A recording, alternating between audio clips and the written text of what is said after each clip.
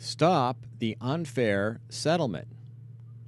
Hi, ladies and gentlemen. My name is Ray Lutz. I'm going to be talking to you today about the San Onofre settlement regarding the outage at the San Onofre nuclear power plant.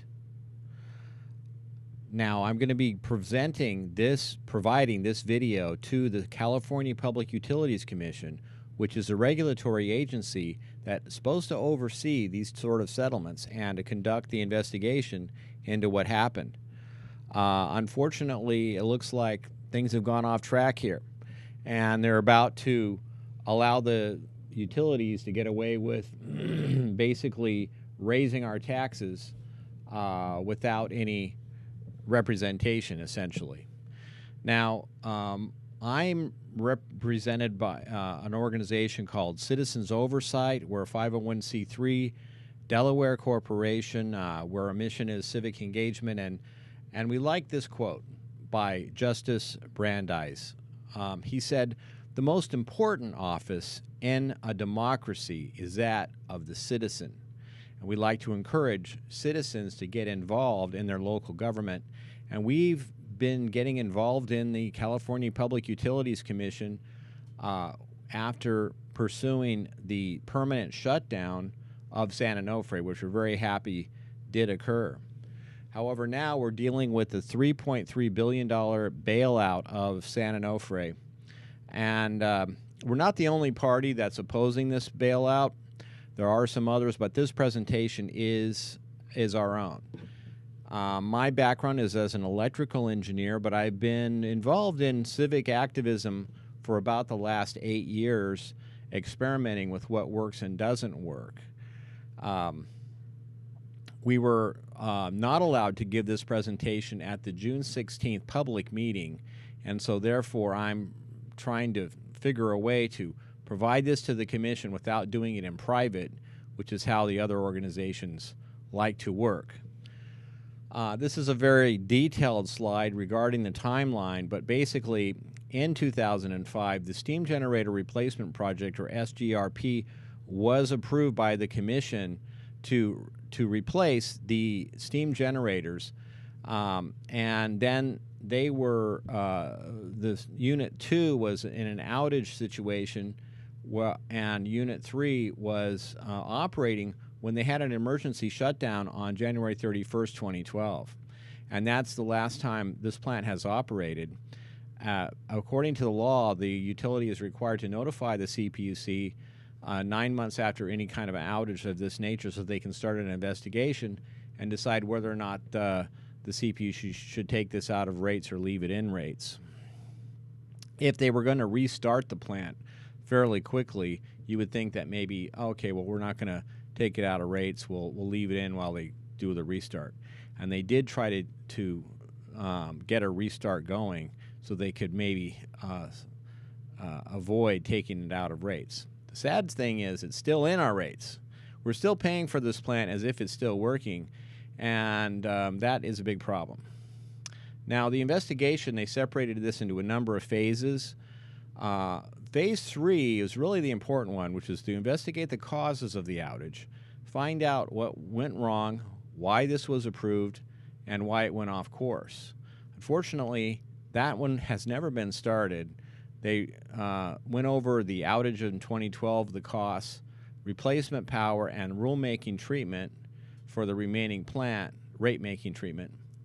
But the key investigation was not started, and this is what we think is a big problem. Meanwhile, SCE and SDG&E started secret settlement negotiations in May 2013, prior to the permanent shutdown, and then that which is on June 6th. And on March 27th, a final settlement agreement was disclosed in a settlement conference where the other parties that were not involved had no opportunity to impact the proposal. Now, the only outside party involved in this was TURN, the Utility Ratepayer Network. The Utility Reform Network, and ORA, the Office of Ratepayer Advocacy, which is actually within the CPUC as part of the government. We had a very short half-day evidentiary hearing attempting to go over this settlement. Now, a lot of these things, as you probably know, these hearings, public meetings, and so forth, are mostly just check boxes that they have to fill in to say that they did it, rather than something where they actually listen to the public or actually are trying to carry out an actual settlement. And this is a disgusting way that these regulatory agencies and a lot of our government is now working. Instead of conducting real, honest hearings and public meetings, what they're doing is just filling in a checkbox that they've completed this with no intention whatsoever to listen to the public or really have an open mind to what these conclusions should be. But we're hopeful, and that's why we're preparing this presentation, so that hopefully the CPUC will come to their senses here. I mentioned that the reasonableness review was avoided, and that's what the settlement stipulates, that there's no reasonableness review to be held. In other words, they're not going to do the Phase 3. And according to the original approval, if there was any reason to believe that the costs may be unreasonable, then they would do the reasonableness review. Guess what? If the plant doesn't work at all, that's a reason to question whether they were reasonable. Jumping to conclusions and not going through the proceeding and deciding that this settlement is fine is why some people have called the CPUC a kangaroo court, or maybe a kangaroo commission would be the better terminology. The evidentiary hearing that lasted only a few hours, it's $1 billion an hour. Again, a checkbox that they're filling in without any intention of really doing a good job. We say that the settlement process was unlawful because it was negotiated in secret with only one other party and not any other parties allowed to participate. We were never asked what our position was in this. The settlement conference was conducted without any real opportunity for other participants to participate because the settlement was already set in concrete. We understand that the commissioners carried on ex-parte meetings outside individual meetings with the utilities about this settlement. When asked about it, Commissioner Peavy exploded with expletives and told the attorney to shut up instead of just answering the question. Maybe he could have said no. Turn, we say, had no right to negotiate for the other parties without their written authorization. That's normal. When you're doing any kind of a lawsuit or litigation, when it comes time to settle, all the parties are supposed to be involved, not just one party. Now, the record was insufficient to evaluate the settlement. Commission policy is that the settlement would be evaluated with the whole record. But if you don't have a whole record, how can you evaluate it with respect to a record that doesn't exist? There's nothing in the record for the commission to use to be able to provide sufficient evidence that the settlement is fair conclusion to the claims of the ratepayers. What are the claims of the ratepayers? The claim is that the utility is responsible for the demise of the plant, which is a complete loss, not just the one project that they failed to complete, but the fact that when they failed to do that project, the whole plant went down the drain. There's nothing in the evidence that provides any evidence of the risk and potential revenue from insurance carriers, Neil and the MHI litigation, even though we're supposed to get involved or somewhat in the middle of those. So when you hear about the settlement being a $1.4 billion rebate, that's just not true. What they're saying is it used to be a $4.7 billion request by the utility, brought down to $3.3 billion, which you still have to pay. So they're saying that the ratepayers still pay $3.3 billion, and that's somehow a savings. It isn't. It's a cost. Now we say that this settlement is deficient on several grounds, and one of them is that this commission should set up some standard settlement criteria that should be in any settlement, such as not based on future events. This settlement is based on litigation that may go on for years or decades. should reward desired actions instead of being reversed. This one rewards undesired actions. And it should be open and verifiable to the public. So this settlement is a disaster by any stretch of the imagination. Now, a lot of people want the commission to complete the investigation.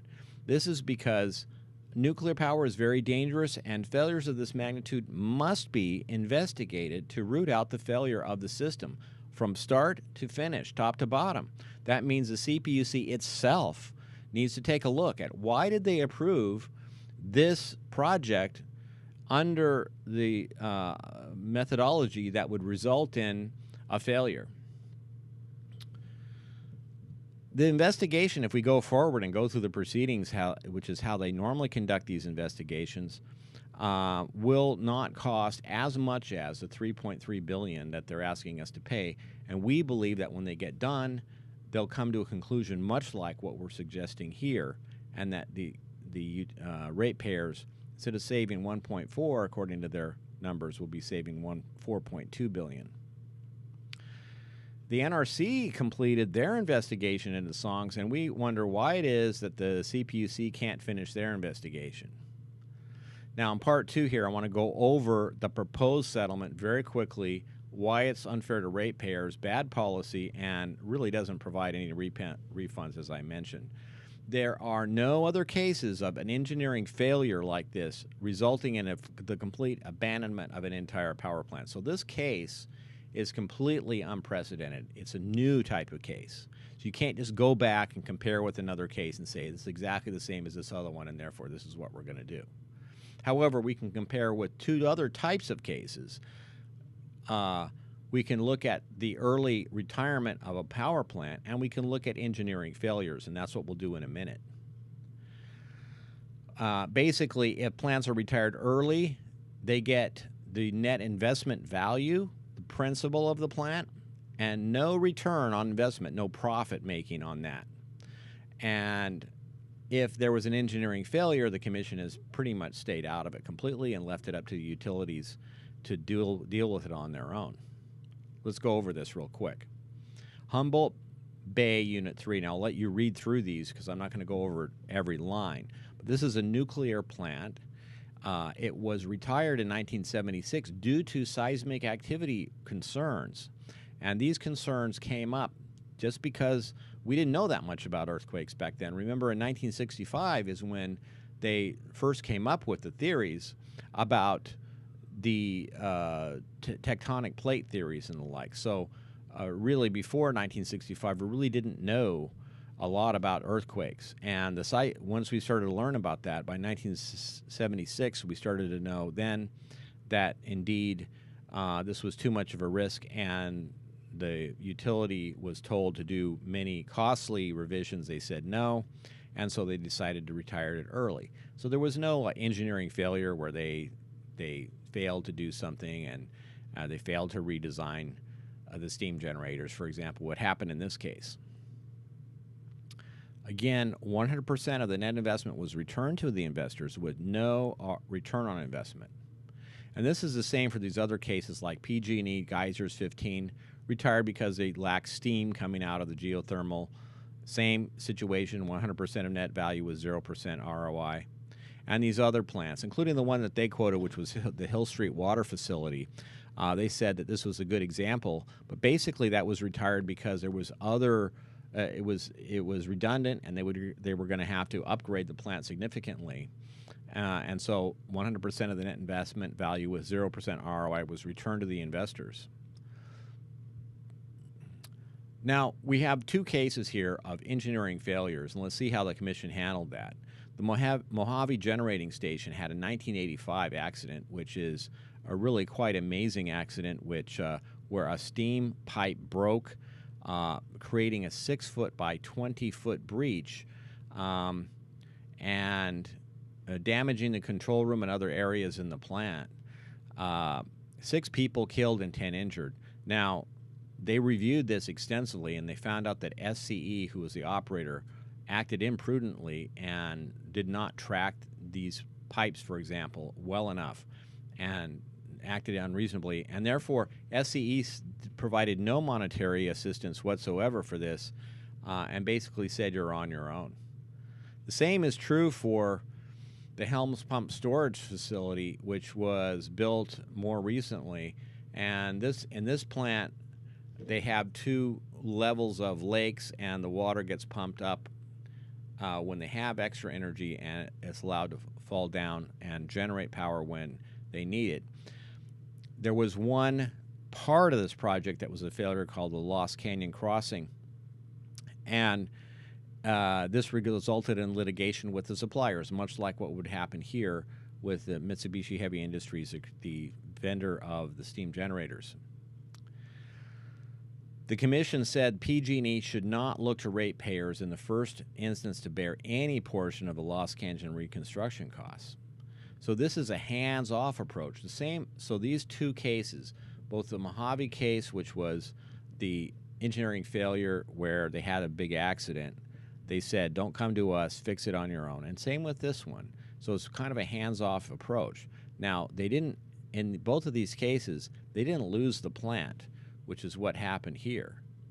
But if we look at these in general, we see that in this chart, all of these cases, the top 1, 2, 3, 4, 5 cases of prudent retirements, there's no return on investment, 0%. They did get their net investment value back out of the plant. However, in the imprudent shutdowns where they had accidents, but they repaired them, the Commission did not help them out. They had to repair it on their own.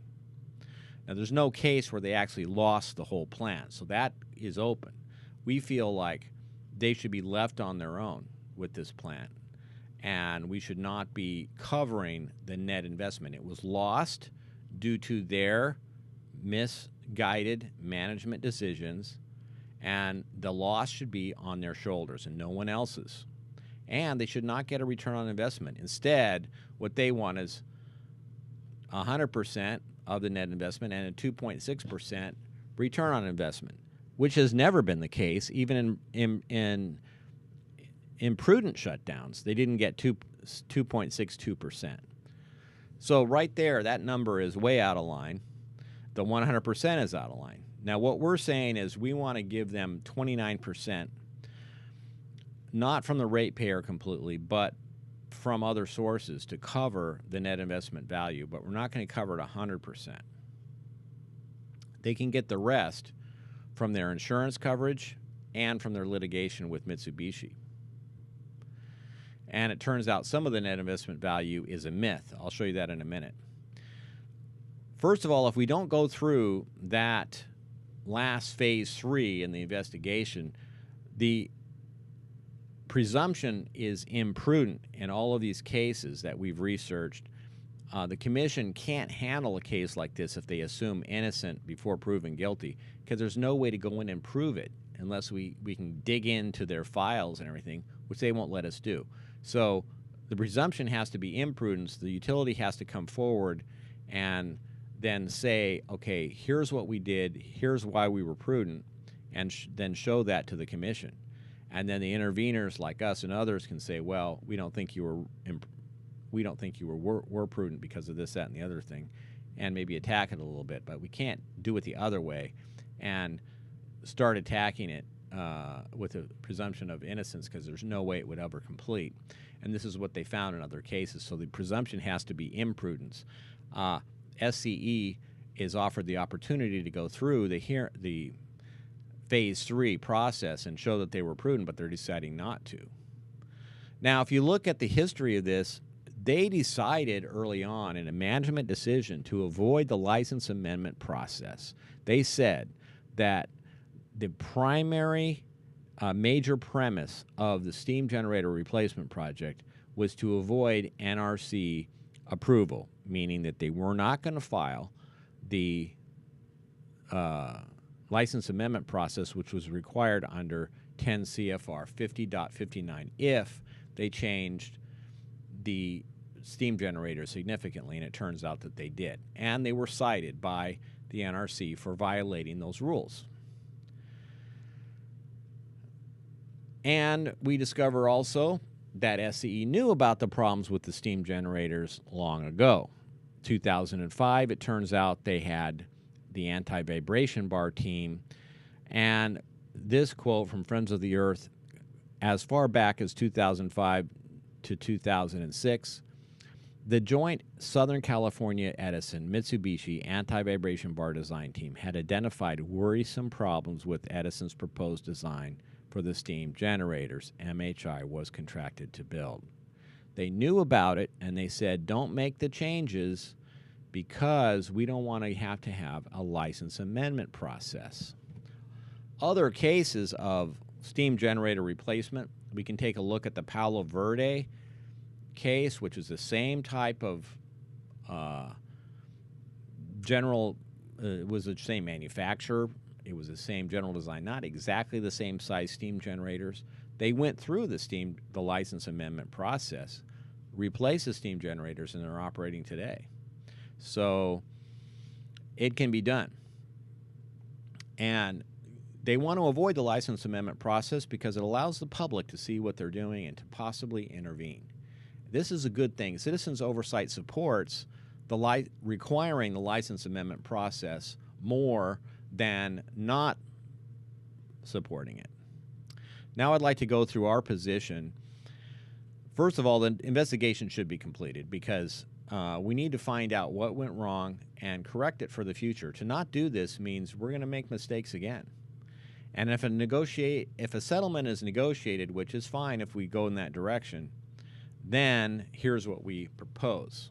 Number one, the steam generator replacement project, we shouldn't be funding any of this, zero, because it was a failure. It turns out that the original steam generators were estimated to live up, to be operational within the plugging limit up to 2016, according to the original approval of the steam generator replacement project.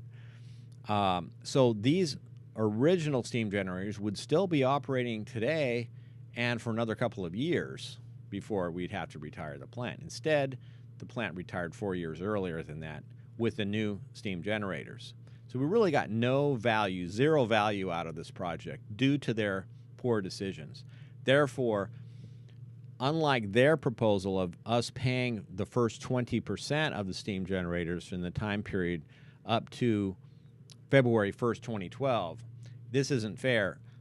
We should not have to pay for any of that, including that time period before February 1st, 2012. And the possibility also exists of two other things that are important that were not included in this project, this issue.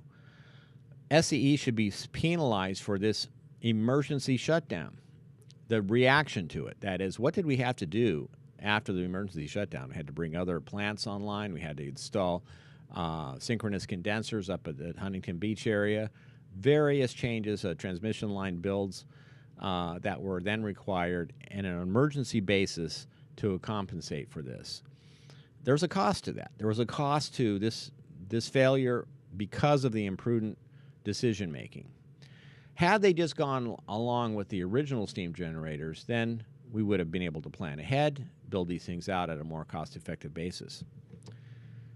Also, there should be penalizing SCE for causing the loss of the entire plant. They should not be rewarded a penny for their imprudent practices that resulted in the loss of the plant. Now, the base plant. They want us to pay about $1.3 billion for the base plant, and our position is that the ratepayer should pay zero for the base plant, except for the portion of the plant that still remains useful in terms of dealing with the nuclear waste. And this is what we're calling the NWO, the nuclear waste operation. And we've estimated that at 7.5% of the net asset value, and we're proposing that that portion of the plant is sold to the decommissioning activity and the money pulled from there, because that's really what it's going to be used for. It's a different business now. The business is dealing with the nuclear waste. The source of money is a decommissioning fund. And so no return of net asset value from the ratepayer, and 0% return on investment, not 2.62%. other categories. I know they like to complexify and bring in all these different categories, but the CWIP, the materials and supplies, and nuclear fuel and their operations and management costs really can be split into two categories. Things that are useful for the NWO and things that are not NWO related. They like to put this into a 5% to them, 95% to us type of deal. If anybody is only making 5% on doing something, they're going to consider not doing it at all, because that isn't enough money to make it worth their while. They're certainly not going to do a very good job. We're suggesting that the salvage operations, they get 100% of anything they can get out of the plant. Now that it's been destroyed by their actions, let's see what they can get out of it. So that puts it into their hands, and they'll do a better job of salvaging. Replacement power, this is the power used during the time after the plant was shut down. And this is fairly easy. We think it's fair to pay for the power that was used during that time, but not foregone sales, not sales that you might have made had the thing been running. There's no reason to compensate for that. It's basically a bookkeeping element, and we note that most all of the proceeding for replacement power was a waste of time and a distraction from phase 3. This sort of inefficiency we think should stop within the CPUC. There should not have a need to be this whole big deal about replacement power when you already know that the plant is shut down. Third-party recoveries. They want the ratepayer to wait years and years, maybe even decades, to get money out of the insurance company and the litigation with Mitsubishi Heavy Industries. We believe that the ratepayer should not be involved in this litigation process at all. It sends the message that we're siding with SCE, and we believe that they were prudent in their whole operation, and therefore that we believe that Mitsubishi is imprudent. However, there's no reason, there's nothing in the record to support that finding at all. In fact, it looks to us like they were imprudent, and so we shouldn't be getting on board with an imprudent decision-maker company. We want no involvement by ratepayers in this. They can recover whatever they can from their insurance company and from their litigation with Mitsubishi. This follows a precedent, we believe, of the Commission's decisions in Helms and Mojave that I described earlier. Engineering disasters, you're on your own. I want to point out in this graph that the original investors were already paid. You see the yellow line is the total net book value. It was paid down to 0 as of January 2001. Then inextricably, it jumped up about $500 million.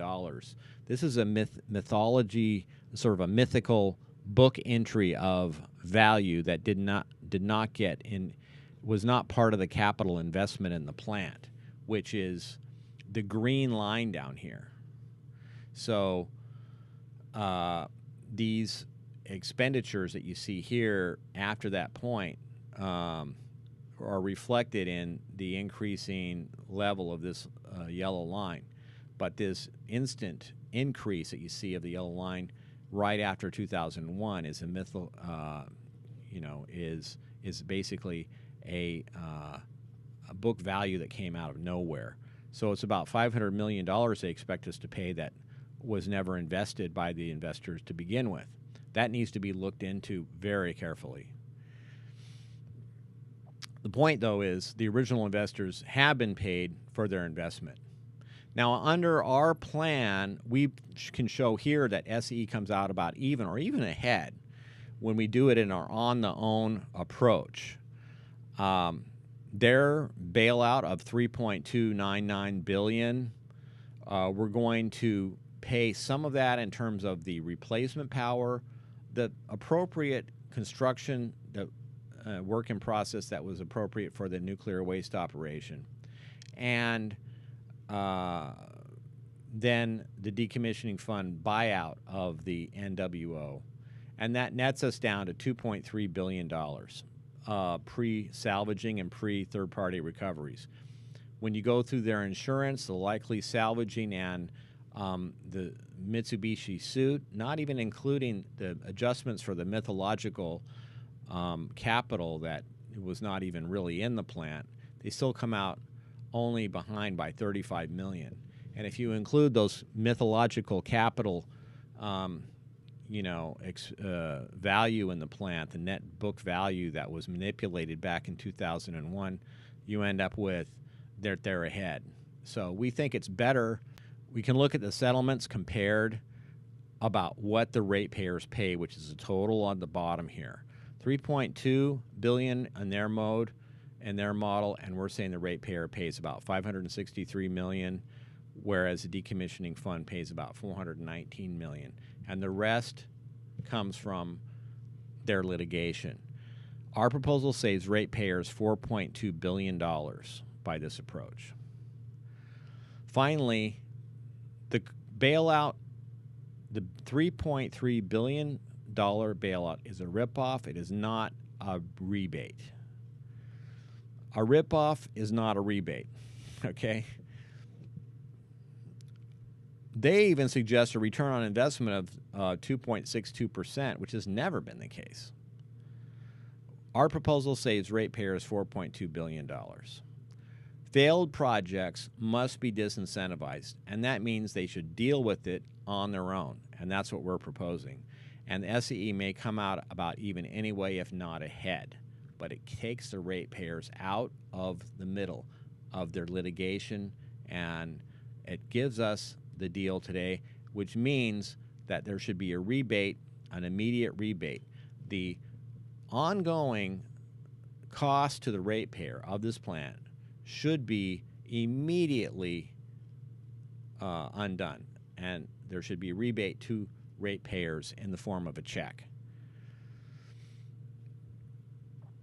The Commission should immediately take the plant out of rates. The fact that ratepayers are still paying for this plant as if it was operating is an embarrassment. Honestly, I want to say that. It's an embarrassment that the Commission has not acted yet. These funds should be immediately refunded to ratepayers.